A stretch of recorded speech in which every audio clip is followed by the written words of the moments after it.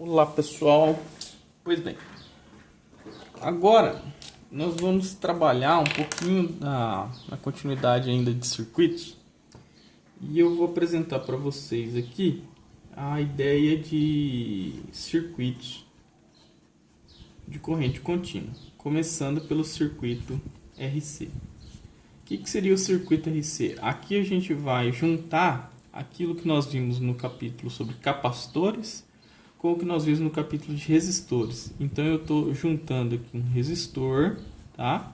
Mais um capacitor, e aí eu vou analisar o comportamento desse circuito em relação às variáveis que nós temos investigado de carga, campo elétrico, potencial e por aí vai, tá? Corrente. Qual é o comportamento que a gente observa para esses sistemas aí? Então, ok. Então, a primeira coisa que nós vamos analisar é a seguinte situação. Existem duas possibilidades para um circuito RC. Ou esse capacitor ele está carregado e descarrega. Lembra do capacitor? São duas placas, né? Que eu carrego ela com cargas. E aí depois esse capacitor ele pode ser descarregado, ou ainda eu posso ter uma situação onde o capacitor está inicialmente descarregado e ele é carregado, é colocado cargas nessa placa. Então vamos analisar inicialmente o processo de descarga, tá? Vamos olhar o processo de descarga. Como que seria isso? Seria o seguinte, eu teria aqui uma placa, ok? Toda carregada com cargas positivas de um lado e a outra placa separada por uma distância D aqui, né? Carregada com cargas negativas, ok? Essa placa ela estaria ligada a um resistor, ok? E aqui eu teria uma chave S. Quando eu fecho ela, toda a energia que está armazenada nesse capacitor, ela acaba sendo consumida, dissipada, né? Por essa resistência que está aqui. Tá? A gente viu que o resistor ele dissipa uma certa quantidade de energia, uma determinada potência associada. E aí eu vou perder toda a energia que está aqui e aqui. Ok? Então tá bom. Aí acontece o seguinte, eu posso resumir esse desenho que eu fiz aqui de uma maneira um pouco mais simples, então eu vou escrever ele assim, Ele vai ser um circuito onde eu tenho essa minha chave S aqui, tá? Aqui de um lado eu tenho o meu resistor, ok? E aqui desse lado eu tenho o meu capacitor que está inicialmente carregado. Positivo, negativo, aqui está o capacitor. E aí o que vai acontecer é o seguinte, quando essa chave fechar, eu fecho o circuito, começa a aparecer uma corrente no circuito, né? E aí a energia que está aqui, ela acaba sendo consumida aqui, ok? Então tá. Então, vamos analisar o seguinte. Vamos analisar aqui inicialmente, tá? Inicialmente, nós temos a seguinte situação. A nossa carga ela é igual a um Q0, que é a carga total que o capacitor tem, em T igual a zero, ok? Então ele está carregado. Tá? Nessa situação, o potencial que você tem entre as placas, o nosso V0, ele vai ser dado por Q0 sobre C. Tá? É a definição que nós temos para a capacitância. Não é? Então eu estou com o capacitor inicialmente carregado nessas condições aqui. Ok? Então, maravilha. Então, o próximo passo que acontece é o seguinte. Eu vou fechar a chave. Tá? Então, fecha S. Então, o meu circuito agora ele passa a ser fechado. E aí vai aparecer uma corrente no meu circuito que ela vai ser equivalente a uma variação na carga no tempo. Só que essa variação da carga na placa do capacitor ela é negativa. Você está perdendo cargas na placa do capacitor, não é? Porque ele estava carregado e aí você tem agora cargas que se deslocam pelo circuito. E aí você tem então uma variação aqui, que é negativa. Tá? Então, nós temos essa corrente aí com esse comportamento ao longo do tempo. E aí, uma das coisas que a gente precisa fazer aqui é olhar para a regra de Kirchhoff. Então, só aplicando, né, a regra 1, que nós discutimos no vídeo passado. regra 1 de Kirchhoff,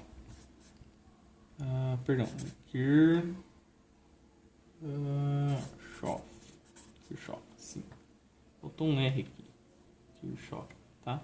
Kirchhoff, eu vou ter o seguinte, que o potencial no capacitor é igual ao potencial no resistor. Por quê? Se eu somo os dois potenciais, isso daqui tem que ser igual a zero, é o que a primeira regra fala, não é? Então, se um vai dar um potencial positivo e o outro vai dar um potencial negativo, né, eu teria assim, né, somatório dos potenciais é igual a zero, V do capacitor menos V do resistor é igual a zero, então eu caio nisso aqui. Não é? E aí, como que eu calculo o V do capacitor? O V do capacitor seria Q sobre C, por definição, tá? E do resistor seria R vezes I. Só que nesse caso, a corrente ela é dada por isso daqui, ó. Ela é menos dQ dt, ok? Então eu vou cair numa equação desse tipo aqui, ó, que é dQ dt igual a menos 1 sobre RC, tá? Vezes o Q. Tá? Se eu reajeitar isso daqui, ó, eu passo o R dividindo aqui, vai dar menos 1 sobre RC vezes o Q. E aí, para resolver isso, o que eu preciso fazer? Eu preciso isolar os termos que são iguais de um lado, o Q de um lado, e o dt eu jogo para o outro lado. Isso daqui, na verdade, ó, é uma equação diferencial, tá? Bastante simples de resolver. Não sei se vocês já viram isso em cálculo, mas vocês vão ver seguramente lá mais à frente. Então, eu vou fazer isso daqui sem muito compromisso com discutir as regras de cálculo para resolver essa coisa, porque é relativamente simples resolver essa equação aqui, tá? Então, sigam o que eu vou fazer aqui, que é tranquilo, beleza? Então, vamos lá. Então, o que eu tenho que fazer? Eu tenho que fazer o seguinte, eu tenho que isolar os Q's de um lado. Então, eu vou ficar assim, ó, dQ por Q é igual a menos 1 sobre RC vezes... vezes dt, tá? Então eu tenho essa situação aqui, ok? Então estou com isso daqui. Então, para eu resolver o dq e o dt, para eu saber o que vai acontecer em todo o intervalo de tempo, né, durante todo o processo de descarregamento, de descarga do capacitor, eu preciso fazer uma integral disso daqui de 0 até um t qualquer e de q0 até um q qualquer. Então eu vou fazer o seguinte, ó, a integral, vou colocar aqui, ó, a integral de Q0, que é quando a gente iniciou, o capacitor estava carregado, até um Q qualquer, e vou integrar isso daqui, ó, de 0 até um T qualquer. 1 sobre RC é uma constante, sai fora do processo de integração, tá? Então, isso daqui, ó, é uma integral de 1 sobre x dx, tá? É um negócio bastante já conhecido da gente, né? Ou deveria ser conhecido da gente. A integral de 1 sobre x dx, ou de 1 sobre q dq, dá o ln de q, tá? Então, eu vou calcular aqui, ó, o ln de q, ok? Calculado de q0 até q, isso daqui é igual a menos 1 sobre RC vezes o tempo. Então, tá. E agora, o que acontece? Esse ln de q seria ln de q final menos ln de q inicial. ln de A menos ln de B é igual a ln de A sobre B, tá? Então, eu vou escrever isso daqui, ó, propriedade da função logarítmica. Então, eu vou ter aqui, ó, q sobre q0. Isso daqui é menos 1 sobre RC vezes o tempo, tá? E aí, uma das coisas que eu quero é isolar o Q para entender como que ele se comporta. Então, o que eu posso fazer? Eu posso fazer o seguinte.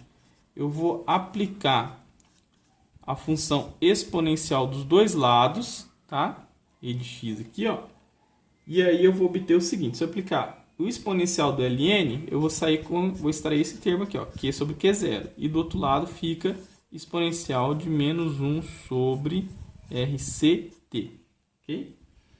Então, o que eu obtenho no final, na verdade, é o seguinte. Eu obtenho aqui, ó, que a minha carga do capacitor, ela varia de acordo com a carga inicial e ela decai exponencialmente no tempo com esse fator aqui, ó, 1 sobre RC vezes o tempo. Isso daqui seria, tá, o modo como a minha carga ela varia no tempo nas placas do meu capacitor, tá? Isso daqui é válido para o processo de descarga, ok? Tá aqui, ó.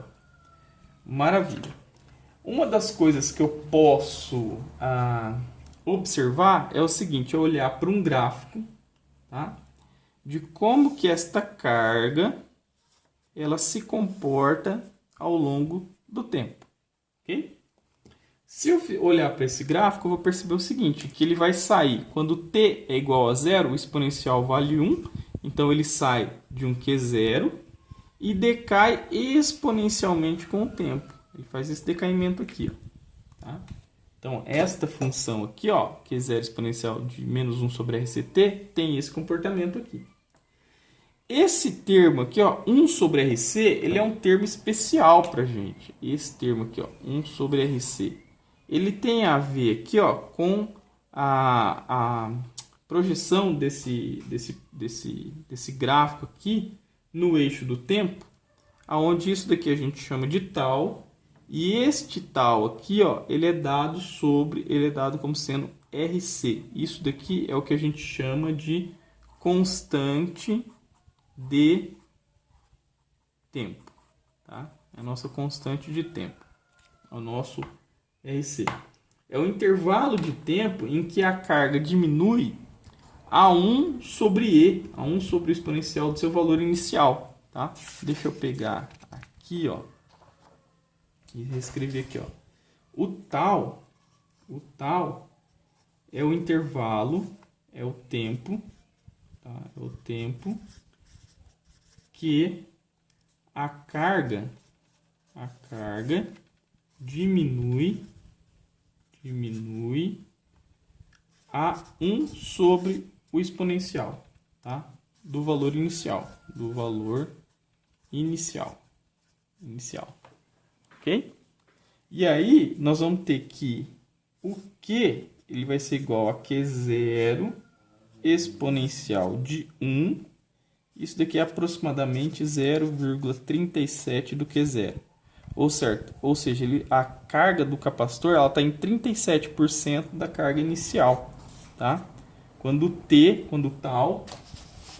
esse T aqui, ó, ele vale RC. Porque vai ficar RC aqui, simplifica com RC, vai dar exponencial de menos 1, exponencial de 1 aqui embaixo. Tá? E aí eu tenho essa situação aqui. Beleza? Então, essa daqui seria a definição do nosso tal, que é a nossa constante de tempo aí para o capacitor. Então, ele depende do valor da capacitância e da resistência que está acoplada no meu circuito. Ok? Ok. Então, vamos olhar agora para a carga. Tá? Vamos olhar agora para a situação contrária. Eu olhei para a descarga. Vamos olhar agora para a carga do meu capacitor. Tá? Então, vamos olhar aqui para carga.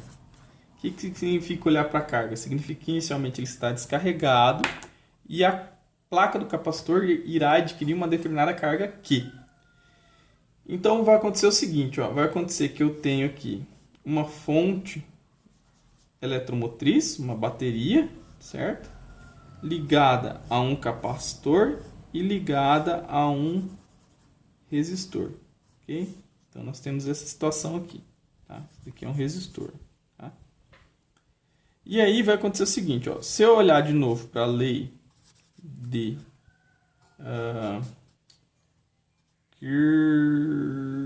Kirchhoff, certo? Eu vou obter o seguinte. Que a soma dos potenciais aqui vai ser igual a E. Ou melhor, a soma de todos os potenciais é igual a zero. Esse cara aqui vai entrar com potencial positivo e esses dois vão consumir o potencial da bateria, porque esse daqui está descarregado e esse daqui o papel dele é consumir energia, certo? Então vai ter o seguinte, ó, nós vamos ter que o V do resistor mais o V do capacitor é igual a essa força eletromotriz que é aplicada pela bateria. Tá? No meu resistor eu tenho R vezes I. E no meu capacitor eu tenho Q sobre C. Isso daqui é igual ao meu E. Ok? E essa I que está aqui é justamente uma variação da carga no tempo, que nesse caso vai ser uma taxa positiva. Tá? Porque a quantidade de carga na placa do capacitor ela vai aumentar com o tempo. Tá? E aí acontece o seguinte. Ó, quando a gente reescreve essa equação, nós vamos ter o seguinte. Que o R vezes o meu dq dt mais o meu q sobre c, isso daqui é igual à minha força eletromotriz. Então, o meu dq por dt mais o meu q sobre c, sobre rc, perdão, vou passar o r aqui, vou dividir todo mundo por r, tá? E aí isso daqui vai ser igual ao meu ER, tá? E aí acontece algumas coisas que eu tenho que observar aqui, que é o seguinte, ó. Em t igual a zero, o que acontece é o seguinte, a carga ela é igual a zero e o I0, a corrente inicial, ela é o I da bateria com a resistência, tá? É o único potencial que tem ali, ok? Então tá. E aí eu posso fazer o seguinte, ó. Para eu melhorar essa expressão, eu posso tentar, eu vou ter que tentar isolar esse Q e o dt de um lado da equação e o dt para o outro lado. Então vamos fazer essa manipulação aí. Vai ficar assim, ó, dq dt é igual a ER menos Q sobre RC. Isso daqui vai ser igual, fazer o mínimo múltiplo comum, isso daqui vai ser igual a RC, isso daqui é C vezes o E, menos o Q. E aí, esse termo que tem o Q, eu vou jogar aqui para baixo. Tá? Então, vai ficar dQ sobre CE menos a carga. Isso daqui é 1 sobre RC vezes o dt. Pronto, cheguei numa equação diferencial novamente, que eu devo resolver para poder encontrar qual que é o comportamento da carga nessa situação. Tá? Novamente, eu vou cair no seguinte, ó. Eu vou cair em um processo de integração do meu dq, vou integrar em dq, esse termo aqui, ó, 1 sobre e menos o q, e vou integrar o meu dt, esse termo aqui, ó, 1 sobre rc dt. Aqui eu vou de 0 até t. Em t igual a 0, a carga que eu tinha era 0. Em t, eu vou ter uma carga qualquer q. Ok? Se eu fizer uma substituição aqui, ó, eu vou perceber o seguinte, ó, se eu chamar isso daqui de U, deixa eu pegar uma caneta aqui, ó. Se eu chamar isso daqui de U, se eu falar que U é CE menos Q, o meu DU, ele vai ser menos o meu DQ, concorda? Né? Ou DQ maiúsculo, tá? Meu DQ maiúsculo, menos o meu DQ maiúsculo. Então, na verdade, o que eu tenho que fazer é uma integral de menos du em u, tá? E aí, isso daqui vai me dar um menos ln de u, calculado de u inicial até u final, ok? Então, quando eu voltar isso daqui para cá, substituindo o u por isso, ó, eu vou chegar numa expressão que tem essa cara aqui, ó. Tentem fazer, ó. Vai dar isso daqui, né? Menos ln, ok? E aí eu vou ter o U, que é aquilo ali, ó, C E menos o Q, calculado de 0 até Q. E desse lado aqui vai dar o dt mesmo, vai dar T sobre RC, ok? Então tá. Então isso daqui ficaria um termo desse para Q, menos um termo desse para o 0. E aí ficaria só C, tá? Vai ficar assim, ó. Vai ficar assim, vai ficar ln de CE menos o Q menos o ln de CE, porque o outro que era 0, e o menos que estava lá eu joguei para cá, tá? Com menos T sobre RC. Daí então eu vou ficar com ln de CE menos o Q dividido por CE. Isso daqui é menos T sobre RC. Vou usar como é que fala, gente? A mesma estratégia que anteriormente. Vou aplicar a função exponencial deste lado e deste lado. Aplicando deste lado sai o ln e aqui aparece o exponencial. Então vai ficar CE menos o Q dividido por CE. Isso daqui é igual a menos o exponencial. Perdão. Isso daqui é igual, tá? A menos T sobre RC. Okay? Surge novamente esse termo aqui, ó, exponencial de menos T sobre RC. Ok? E aí, beleza. E aí, o que eu vou fazer? Eu vou tentar isolar agora quem é a minha carga. Então, a minha carga vai ficar o seguinte, ó.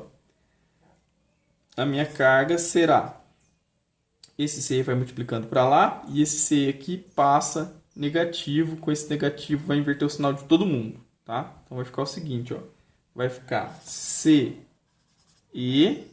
menos CE, que multiplica o exponencial de menos T sobre RC. E aí eu posso colocar esse daqui em evidência, esse CI em evidência, de forma que ele vai ficar dessa forma aqui, ó. Vai ficar carga igual a C e 1 menos o exponencial de menos T sobre RC, tá? Então, note que quando o tempo for 0, esse exponencial vai dar 1, isso daqui vai com 1 menos 1 vai dar 0, e a minha carga é igual a 0. Então, está coerente, tá? E esse cara aqui, ó, é justamente o nosso Q0, tá? Que é o Q que a gente definiu lá atrás. Cadê? Deixa eu pegar aqui. Cadê, gente?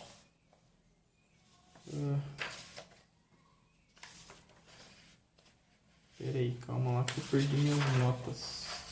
Mas voltando ao raciocínio é o seguinte, ó. Qual que era o potencial que está no início? No início você só tem o quê? Só tem a fonte, né? E a do capacitor. Então, a tensão do capacitor, ela vai ser, perdão, a capacitância é Q sobre V, né? Que no caso aqui é o E. Então, seu Q0 é C vezes o E, certo? Então tá, então a gente chega nesse termo aí.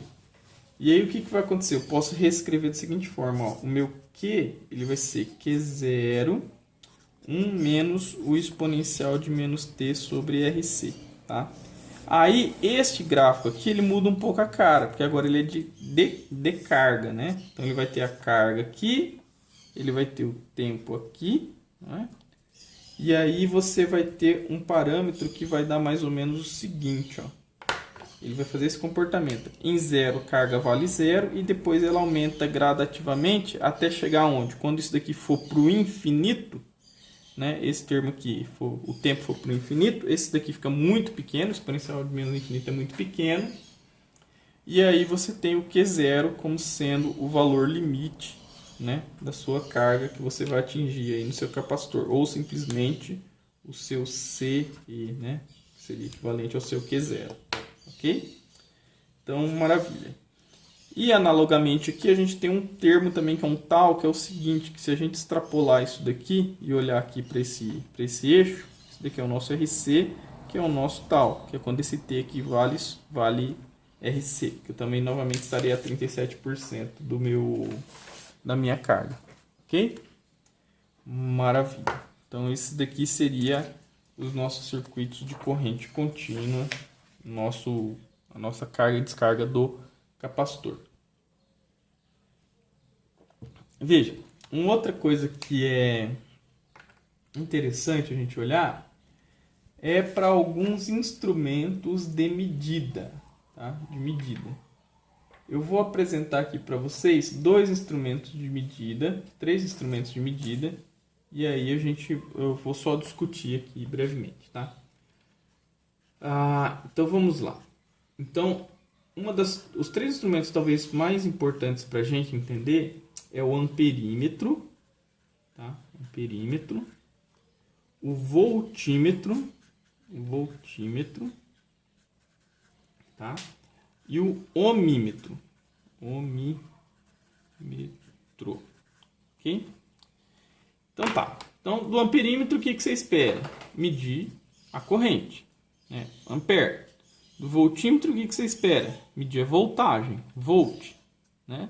E do ohmímetro, você vai, obviamente, medir a resistência, o ohm. Então, eu vou tirar esses três parâmetros aí desses três equipamentos que a gente vai discutir agora, ok? Então, em um eu consigo medir a corrente elétrica, no outro eu consigo medir a tensão e no outro eu consigo medir a resistência. Beleza, então tá bom. Então, vamos fazer o seguinte, ó. Veja o seguinte. Para eu poder olhar Obviamente que eu vou discutir isso daqui em termos mais teóricos, em termos mais analógicos, né? Hoje o que você tem são circuitos digitais que vão te dar esses valores aqui, que são muito mais interessantes de trabalhar do que o que eu vou apresentar agora, tá? Mas tudo começa com um equipamento bastante simples, né? Que se chama galvanômetro. Tá? Esse negócio aqui, ó, D'Arsonval, certo? O galvanômetro D'Arsonval. O que esse galvanômetro faz? Esse galvanômetro basicamente ele faz o seguinte, ó. Ele é o que vai te indicar, né, dentro de uma escala, quais são os valores de corrente, voltagem e resistência. Na verdade, principalmente corrente e voltagem. Então ele funciona o seguinte, ó. De um lado do galvanômetro existe um ímã, tá? Contribuindo com uma polarização com o polo norte. E desse outro lado aqui existe um outro ímã que contribui com o polo sul. Então você tem um campo magnético, né, aqui no meio, tá? Que faz isso daqui, ó, tá? Então você tem um campo magnético aqui. A gente vai discutir logo mais à frente o que é esse campo magnético. Esse campo magnético ele é dado por uma letra B, tá? E ele tem um caráter vetorial análogo ao comportamento do campo elétrico. Então tá. E aí o que vai acontecer? Vai acontecer o seguinte. Aqui no meio desse campo magnético existe, tá, uma bobina, um fio enrolado, tá? E esse fio enrolado ele está preso de alguma maneira a um ponteiro. Tá? Vou fazer aqui de maneira bem grosseira. Tá? A um ponteiro. Ok. E ele tem um sisteminha de mola que se você força ele, quando ele está desligado, ele fica sempre numa posição. Tá? Aí precisa de uma força para ele poder fazer se mexer. E aí quando essa força some, ele pum, volta para aquela posição. Tá? E aqui tem uma escala. Tá? Tem uma escala aqui. Ó. Tá? Tem uma escala. Então tem uma escala que vai te indicar os valores. Tá? Aqui eu tenho uma agulha. E aqui dentro existe uma mola, mas isso daqui é uma bobina, tá? É um fio. Bobina, que é um fio enrolado, tá? É um fio enrolado. Tá. E aí acontece acontece o seguinte, acontece que a gente vai discutir isso um pouquinho mais à frente, mas eu vou adiantar o efeito que a gente vai discutir, que é o seguinte. Sempre quando você passa corrente elétrica por essa bobina, tá? Por um fio qualquer, aparece como efeito dessa corrente passando no fio um campo magnético que a gente chama de campo magnético induzido por essa corrente. Esse campo magnético que aparece quando a corrente passa por esse fio interage com esse campo aqui. Então, um campo com outro faz com que a agulha ela sofra essa deflexão, a interação de um campo com o outro. Tá? E aí, quando o campo cessa, quando a corrente cessa, essa agulha volta ao normal. Tá? Isso daqui, ó, é definido por dois parâmetros. É o IG e o RG. O que seria o IG? É a corrente do galvanômetro, a corrente elétrica que vai passar por essa bobina. E RG é a resistência que esse fio aqui tem, que essa bobina tem. Tá? Então ele tem esses dois parâmetros aqui que estão diretamente relacionados às características que você monta o seu galvanômetro. Então, novamente. Quando a corrente percorre essa espira aqui, ó, esse fio enrolado, um campo magnético proporcional a essa corrente surge. E esse campo gerado interage com o campo do ímã, tá? E faz com que essa agulha ela gire de um ângulo θ. Tá? Então a coisa ela é feita uma engenharia de modo que isso funciona dessa maneira. Tá? Então beleza. E aí o que eu vou fazer agora? Eu vou usar essa corrente IG que passa por aqui, para eu poder medir corrente e voltímetro em um dado circuito. Agora, o modo como eu vou medir é que vai determinar se eu estou medindo corrente ou voltagem. Tá? Então tá. Então vamos olhar agora para o nosso primeiro equipamento, para o amperímetro. Tá? Então vamos lá. Ó. Amperímetro. Amperímetro. Ok? Então tá. Então, o que eu vou fazer? Eu vou fazer o seguinte, ó. Imagina que eu tenho um circuito aqui, tá? Então, eu tenho aqui a minha bateria, tenho aqui o meu resistor, e aí eu quero medir a corrente. Para eu medir a corrente, necessariamente eu tenho que abrir o circuito e colocar o meu equipamento aqui, ó, o amperímetro aqui dentro, de forma que a corrente vai passar por ele, tá? Então, para medir a corrente que passa pelo resistor, eu tenho que colocar o amperímetro aqui em série, tá? Em série, tá? Então, como esse amperímetro ele possui uma resistência interna, isso pode alterar um pouco a corrente que vai passar pelo circuito, tá? Pode causar uma diminuição de potencial aqui nessa bateria, e aí a corrente ela pode ser atrapalhada. Então, o que vai acontecer? Idealmente, esse amperímetro ele tem que ter uma resistência muito pequena. Tá? Ele tem que ter uma resistência muito pequena para não atrapalhar a corrente que estaria passando nesse meu circuito aqui. Porque lembra, a corrente quando ela chega numa bifurcação, né, imagine, aqui é um circuito simples, mas imagine que eu tenho um circuito um pouco mais complexo. É igual a água correndo num cano. Aqui está um cano estreito, aqui está um cano largo. Ela prefere correr por aqui que é mais confortável. Se eu colocar uma resistência muito grande e esse circuito aqui tem uma malha um pouco mais complicada, a corrente que vai passar por esse resistor aqui ela acaba sendo afetada. Tá? Então eu tenho que tomar um cuidado com isso. Tá? Então, o que a gente faz? Qual que é a jogada para essa resistência aqui, ó, ela ser muito pequena? Tá? Então, a jogada é o seguinte, o que eu faço é o seguinte, ó, eu vou olhar para o meu, isso eu estou com um galvanômetro, né, esse amperímetro meu é constituído de um galvanômetro e alguma coisa a mais.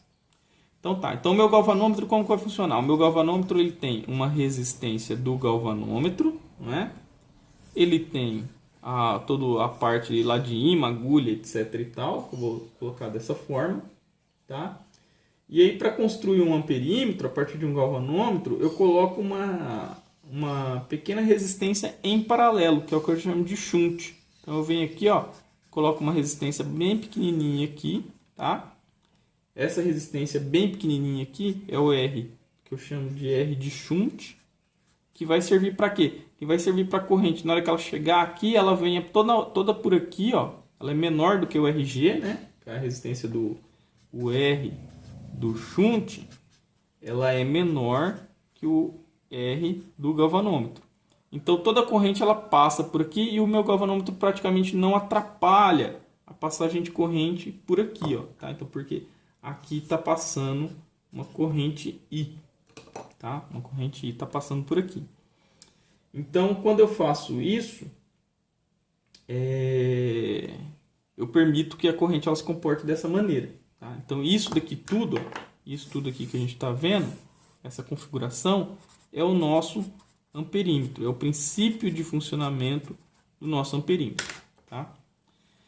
Então o que vai acontecer agora? Vai acontecer o seguinte, se essa resistência aqui ela é pequenininha, a resistência equivalente é ainda menor, porque lembra, quando está em paralelo, o que acontece? É 1 sobre o R equivalente, que é igual a 1 sobre o R do shunt, né, mais 1 sobre o R do galvanômetro. Né? Então, a minha resistência equivalente ela é menor que o R do galvanômetro. Tá? Então, vamos lá. Com isso, né, eu consigo fazer com que o fundo de escala, cadê? Deixa eu pegar aqui. Consigo fazer com que a corrente que vai sobrar e que vai passar por aqui, ó, que vai passar pelo meu galvanômetro, que vai passar nessa minha bobina e fazer com que a agulha gire, ela seja proporcional à corrente que passa pelo circuito aqui como um todo, tá? Então, esse R de shunt, na verdade, ele serve para eu determinar qual que é o meu fundo de escala que eu vou colocar aqui. Ó. A minha escala aqui ela vai depender do R do shunt. A gente vai fazer um exercício daqui a pouco. Não, vamos fazer agora um exercício. Vamos fazer agora um exemplo. Vamos pegar um exemplo aqui. Ó. Vou pegar aqui, ó. Exemplo. Tá? Exemplo. Então acontece o seguinte, Imagina o seguinte. Imagina que eu quero, tá? Eu quero medir uma corrente de 5 amperes, tá? Como que eu faço? Eu faço o seguinte, ó. E para medir essa corrente de 5 amperes, eu vou usar uma resistência do galvanômetro de 20 ohm, ok? E vou usar uma corrente do galvanômetro que ela tem que ser no máximo de 5 vezes 10 a menos 4 amperes. A corrente que passa ali na estrutura do galvanômetro, ela é sempre muito baixa, viu, gente? Por isso que tem que tomar muito cuidado quando a gente faz esse tipo de coisa. Então veja, como que é o meu amperímetro? O meu amperímetro é o seguinte, ó, eu tenho a nossa resistência do galvanômetro, né? Que aí passa pelo galvanômetro. Aqui vai passar a minha IG, certo?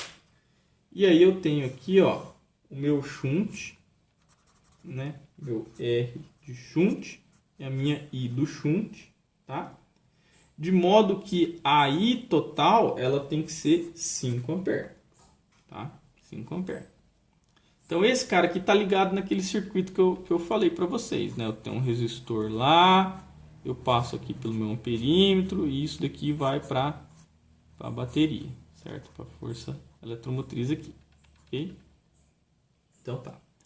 Então quando eu olho para esse sistema aqui, ó, eles estão em paralelos. Tanto esse sujeito quanto esse sujeito, eles estão sujeitos ao mesmo potencial, tá? Então o potencial no galvanômetro é igual ao potencial no shunt, tá? O que seria o potencial ali? Seria RI, seria RI, né? Então, resistência do galvanômetro, corrente do galvanômetro, R do shunt e do shunt, certo? E tem um detalhe. Nós temos que lembrar que o I do shunt mais o I do galvanômetro, isso daqui tem que ser igual a 5 amperes no máximo. Tem que passar 5 amperes por esse sistema aqui, ó, tá? Seria a corrente máxima que eu conseguiria medir para esse circuito, tá? Então tá. Então, eu vou fazer o seguinte, ó. Eu sei que o meu I do shunt, ele vai ser 5 amperes menos o I do galvanômetro, certo? Como o I do galvanômetro é muito pequeno, né, o que vai mandar é o I do shunt, que tem que ser aproximadamente 5 amperes. Porque o I do galvanômetro meu, eu já falei que ele era muito pequeno, olha aqui, ó. Tá? Então, isso daqui é o que passa a valer para a gente. Então, a resistência de shunt, ela tem que ser igual o I de G dividido pelo I de S vezes a resistência do galvanômetro. Então, a resistência de shunt tem que ser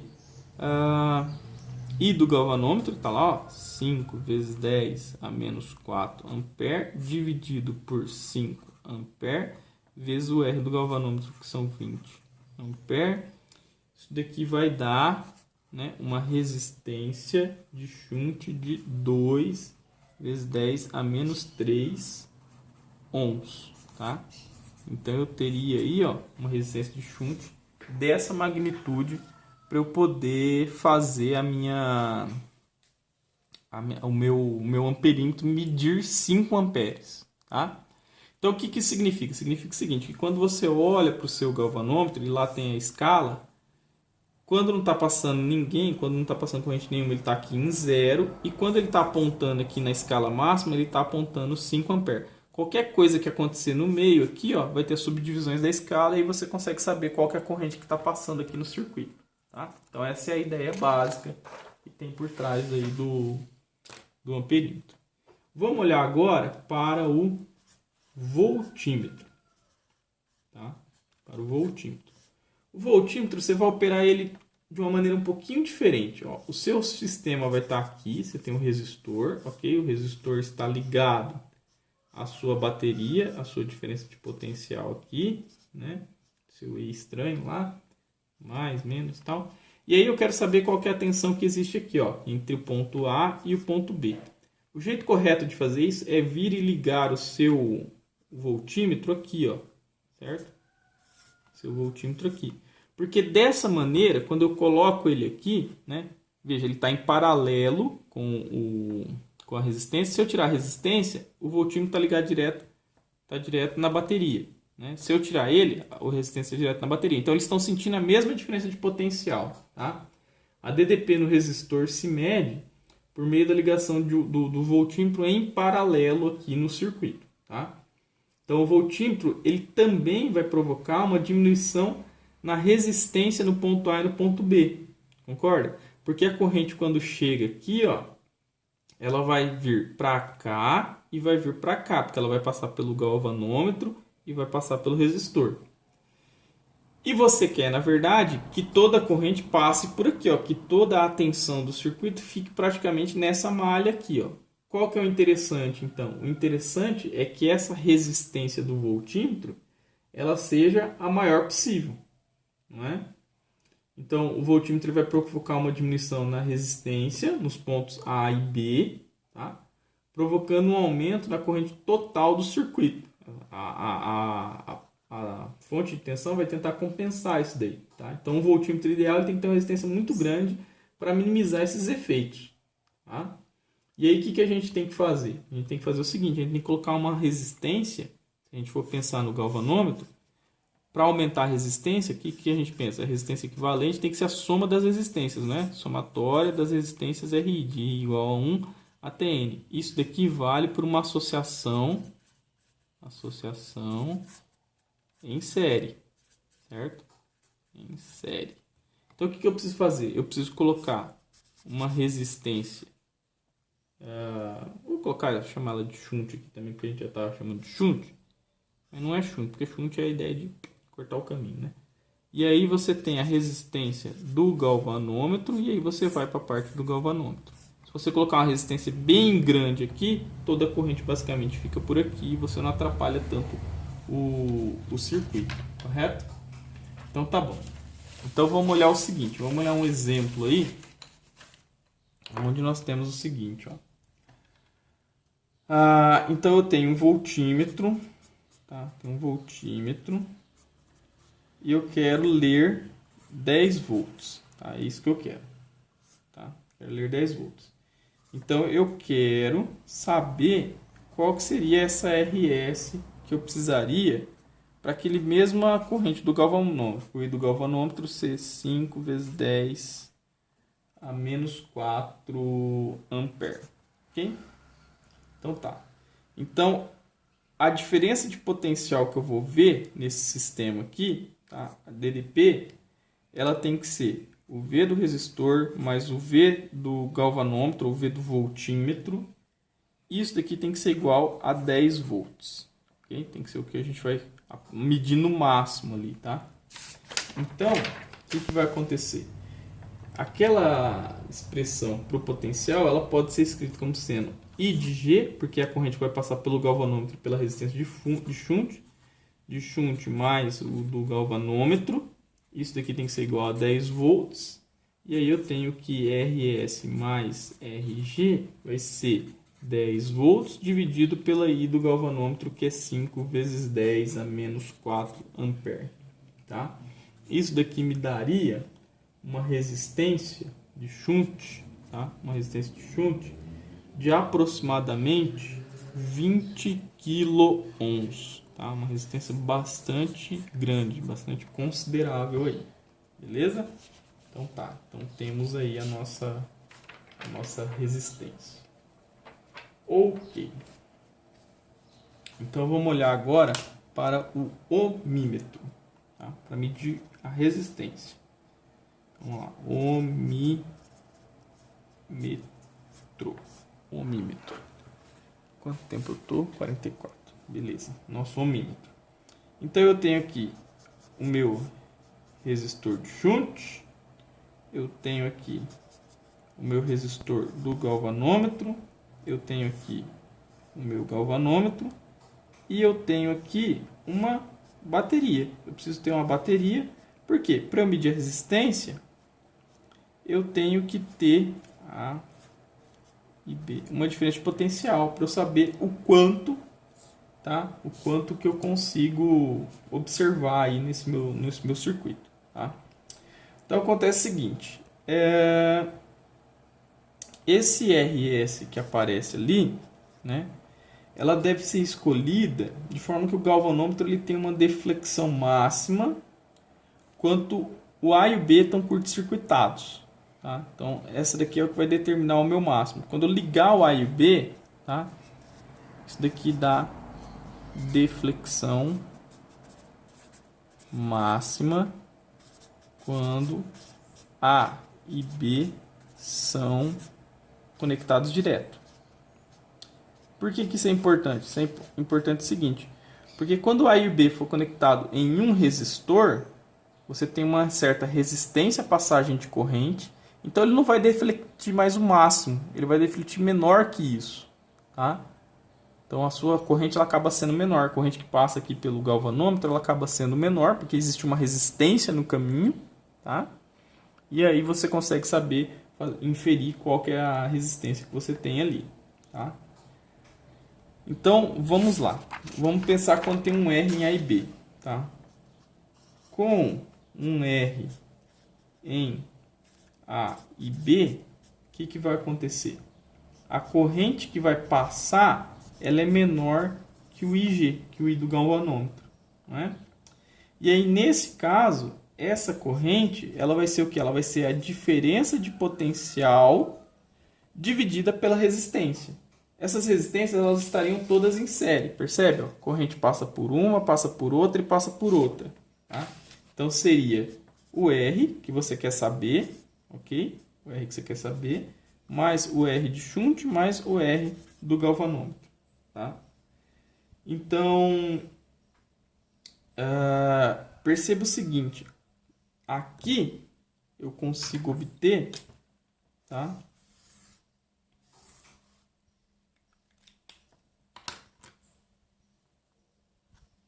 Eu consigo saber qual que vai ser a corrente que está passando pelo meu circuito. Só que tem um drama aqui que é o seguinte. Lembra que esse E é a... O vídeo parou e eu não vi. Mas é o que eu estava falando, é o seguinte. Eu estava falando o seguinte. Lembra que este E aqui, que é a diferença de potencial que a bateria aplica, ela varia devido à resistência interna da bateria. Então, como eu não tenho certeza desse parâmetro, isso daqui é considerado um método para a determinação da resistência que não é preciso. Tá? O que eu faço no final das contas? Eu faço no final das contas o seguinte. Se eu tenho uma bateria de 1.5 volts, eu suponho que isso daqui é constante. E aí eu sei qual que é a corrente que pode passar pelo meu galvanômetro. E eu sei que a diferença de potencial no resistor de shunt, no resistor do galvanômetro, tem que ser no máximo isso daqui. Isso eu determino qual que é a resistência de shunt. Tá? E aí eu consigo colocar essa resistência lá para quando o A e o B toca sem nada, a minha agulha defletir no máximo. Tá? Então esse máximo meu, ele equivale a uma dada resistência, que é essa daqui. Ok? Essa daqui mais a do galvanômetro. Quando acontece de eu colocar uma resistência no meio, a corrente que passa já não é mais total, porque essa resistência que está colocada no meio atrapalha. Então a agulha ela não deflete tudo, ela vai defletir parcelas proporcionais, tá? desse valor de resistência que eu introduzo. Então não é muito bom para eu fazer isso. Tá? Então o que acontece? Se você quer um método preciso, existe um método que é o seguinte, que é o que a gente chama de ponte de Wheatstone. Eu não sei falar isso daqui direito, não. Ponte de Wheatstone, sei lá. Funciona da seguinte maneira. Você tem um conjunto de resistores, tá? Que eles vão estar ligados da seguinte maneira a uma bateria. Você sabe qual que é o valor da tensão que ela aplica, ok? Na verdade, você nem precisa saber qual que é o valor da tensão dessa bateria aqui. Tá? Ela vai servir para uma coisa que eu vou falar já já. E aí você faz uma configuração que é assim, ó. Você tem aqui um resistor que você não conhece, R de X. Aqui você tem um resistor que eu vou chamar de R1. E aí você tem dois pontos aqui, um outro resistor aqui, um outro resistor aqui, ó. R2 e R3. Ok? E aí acontece o seguinte. Acontece o seguinte, ó. Acontece que quando você coloca um galvanômetro aqui no meio, tá? Você deseja que esse galvanômetro ele não deflita a agulha, que a agulha dele não se mexa, ele fica parado em zero. Por que isso significa? Significa que a diferença de potencial aqui e a diferença de potencial aqui elas são iguais. V de A é igual a V de B. Se as duas diferenças potenciais são iguais, significa que a corrente que passa pelo galvanômetro ela é zero. Então você não deflete a agulha, tá? Então isso daqui é uma situação que você precisa atingir para essa ponte de Winston. O que você faz na prática? Você vai ter um resistor que é desconhecido e esses resistores aqui, eles são, você pode ter um fixo, mas você tem outros dois que são variáveis, que você fica regulando o valor da resistência. É aquele, não sei se vocês já viram aqueles da Imezer do ponto termostato, que é um botãozinho que você fica girando, aquilo ali varia a resistência. Então, você varia até de você atingir essa situação, onde a agulha do galvanômetro ela não se deflete, tá? E aí, o que acontece aqui na prática? Acontece na prática o seguinte, se essas duas diferenças de potencial são iguais, a diferença de potencial entre esse ponto e esse ponto é igual a desse ponto com esse ponto, concorda? Esses dois aqui estão sobre a mesma diferença de potencial e esses dois estão sobre a mesma diferença de potencial, porque esse ponto já vai direto na bateria, esse ponto já vai direto na bateria. E aí o que acontece? A corrente ela chega aqui, ela divide, vem um I1 para cá, né? E vem um I2 para cá, lei de Kirchhoff, não é? Então, quando a gente faz as contas, a gente vai descobrir o seguinte, ó. A gente vai descobrir que o potencial no R1 é igual ao potencial no Rx. O potencial lá é o I1 R1 e no potencial do Rx é o I2 R de x. Isso daqui seria a minha equação 1, ok? E eu tenho também que o potencial no R2 é igual ao meu potencial no R3. E aí eu tenho que o meu I1, que ele vai vir para cá agora, ó, e o meu I2 vai vir para cá, que passa pelo R2, é igual ao I2 R3. Ou, perdão, não, é R3, isso mesmo, R3. Daí, então, quando eu divido essas duas equações aqui, ó, quando eu combino elas, a 1 e a 2, né, em torno da corrente, eu posso escrever o seguinte, eu posso escrever que o R1 por R2 é igual ao Rx por R3. De forma que o meu Rx, que eu não conheço, ele vai ser o meu R3 vezes o R1 dividido por R2. Tá? Então eu tenho aqui a determinação exata, com precisão, da minha resistência R de x. Tá? Então eu consigo com isso resolver aí boa parte dos meus problemas. Beleza, pessoal? É isso aí.